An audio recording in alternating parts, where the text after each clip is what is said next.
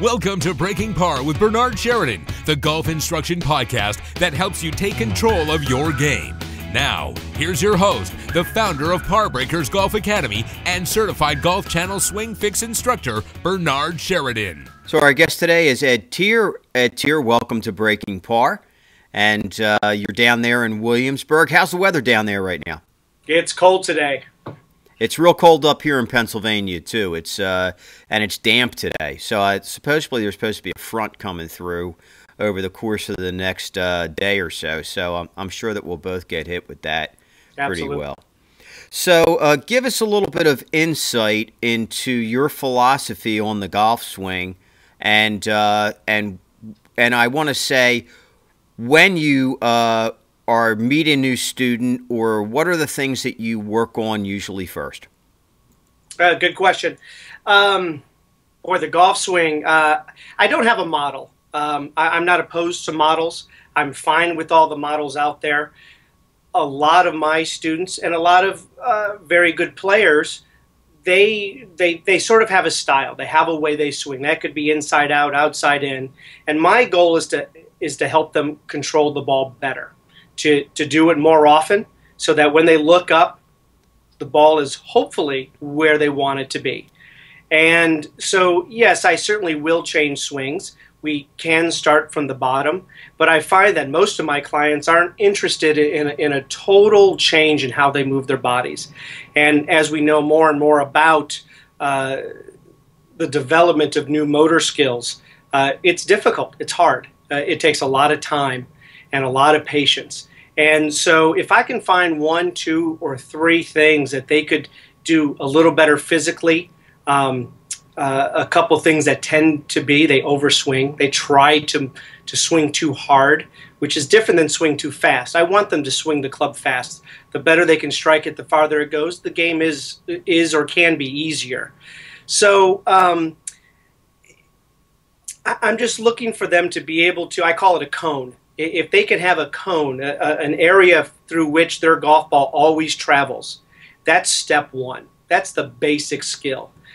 Step 2 to me is, most people I don't think really grasp what the game is really about.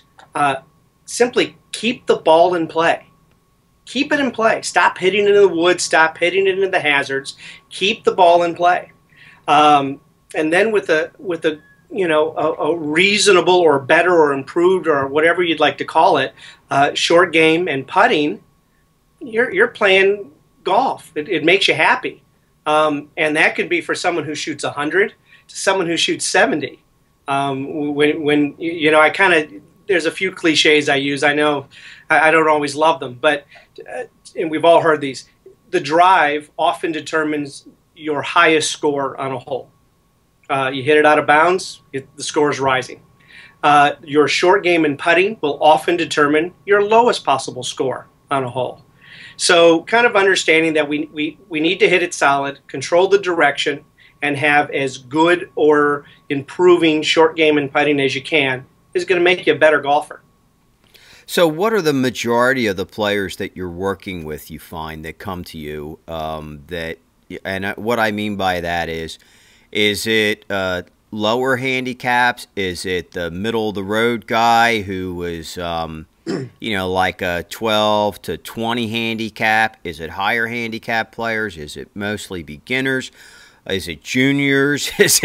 So? I mean, what's the bulk of what you're seeing most of the time that are walking into your facility? Yeah, I think over the past few years, it is definitely trending. The handicaps are getting lower.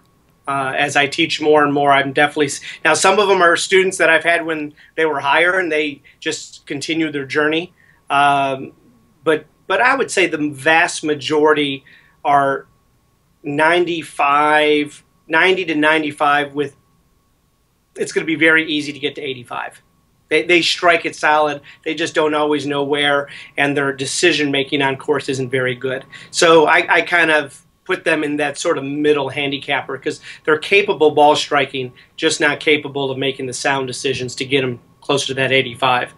After that is juniors, and the juniors run from Actually, juniors are a very large or growing part of my academy, being from sort of the 5 to 8 year olds, having a lot of fun, playing a lot of games, trying to beat each other, trying to beat me, but just having a good time out there, to then transitioning to, okay, we're going to compete a little bit, and trying to help them have that same fun while competing.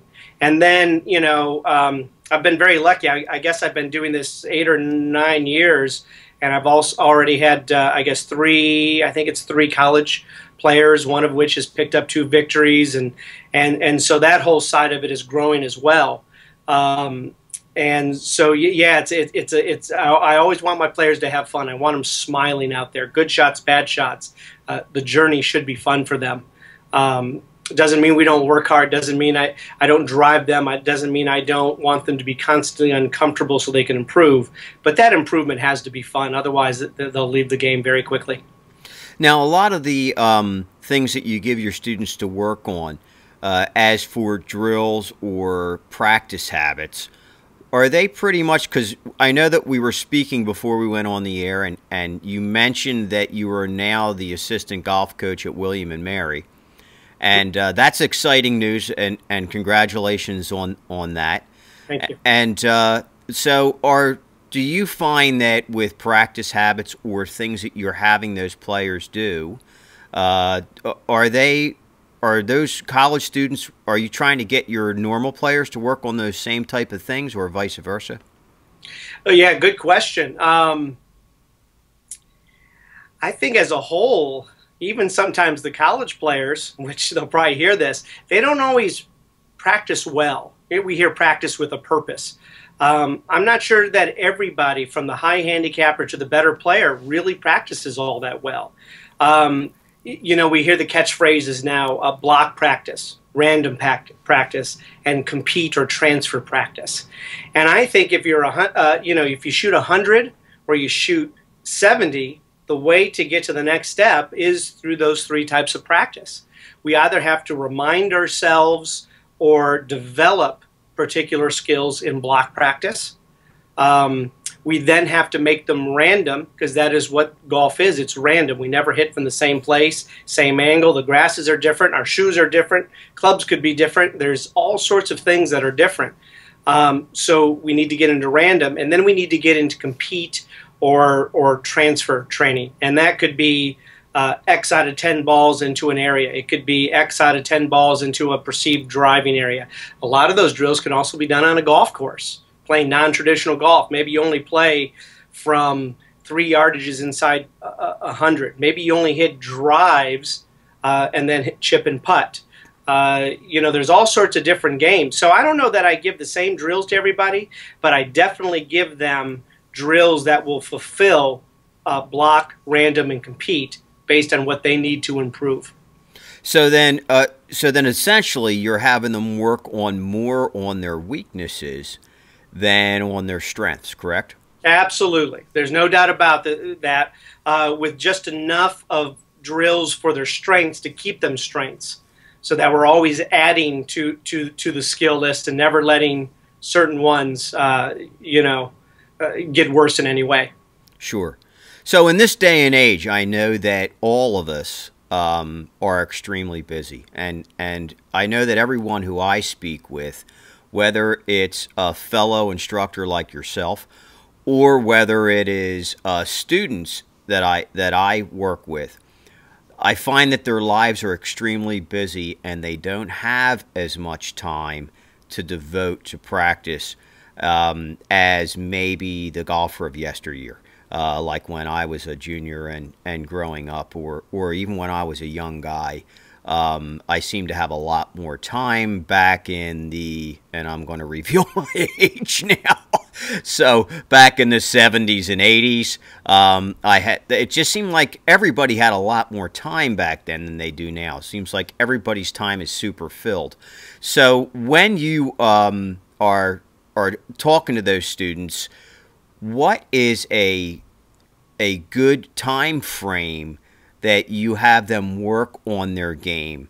And is it like, are you telling them, hey, work on it every day, or hey, if you can get in a couple of hours here and there, or like, what do you find is a good formula for all, the average player who's just got a busy life like the rest of us?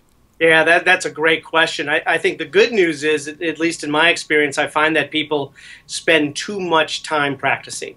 They don't practice well, so they fill the void with time. And I think if they were more efficient, I think they'd find they could practice less and still get the same results. Now, that being said, if someone's working, they're married and kids, and they're doing the taxi thing to all the different practices, time's at a premium. But if they did 10 minutes at home, you can move at home. You can brush carpet at home. You can chip in the back. You can putt. You can use a mirror to check your foundation skills, posture, grip, alignment. You can play with tension, swinging in the air. There's a lot of things that one can do with a little bit of time. Now, the more time, the more good practice time you put in, the better player you're going to be. So if you're shooting 90 and you want to shoot 75 and you only practice 5 minutes a day, odds are we're not going to get there. You'll improve, but you're not going to make it. So the better you are, the more time, I don't think that you need practicing on range or short game, but the more time you need to devote to playing and playing practice rounds or developing strategies on a golf course, which takes on-course play. So there's no doubt the better you are, the higher your goals, the more you want to win, whatever that means at whatever level, the more you're going to have to put into it. There's no doubt. But I do think there's a lot of good strategies where you don't have to put in that much time. So then essentially what we're talking about here then is if you're a high handicapper, you still have to practice. It might be, and of course you have to play to get better. Because the stuff that happens on the golf course, you really can't always translate onto the practice tee. Yeah. And the situations that you get into on the golf course, it's a process that trial and error that can help you learn better and quicker, and more about the situations that you're in. It seems, though, that the higher handicap player is more frustrated when they're playing.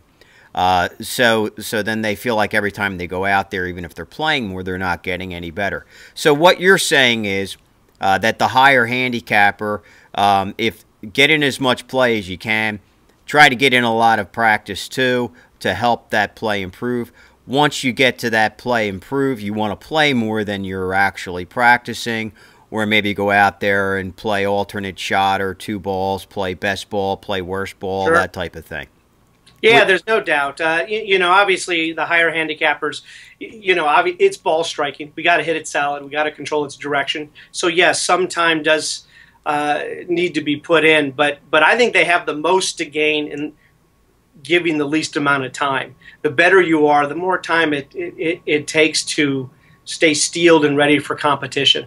Right. So, and I know that for my players too, I have very much the same philosophy that if you're really busy, hey, take 10 minutes after dinner and just work on a drill, or go out and just chip a little bit, and then just, if it's just 10 minutes, when you add that all up across the week, now you practice this for a solid hour. Sure. For the week, and go out and play.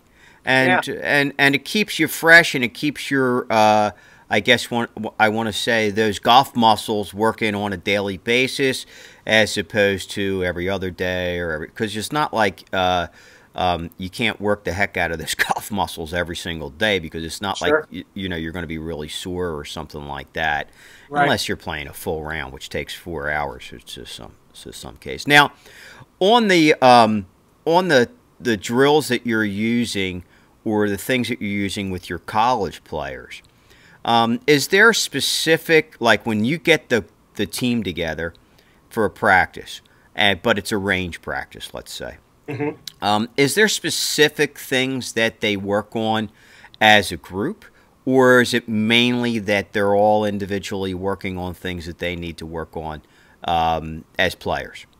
Yeah, a little bit of both. Certainly, if there's a glaring weakness, we want them to solve that as quickly as possible, whether it's with us or their coach back home or in collaboration. No doubt we want to hit that head on. A lot of it is keeping fresh, always trying to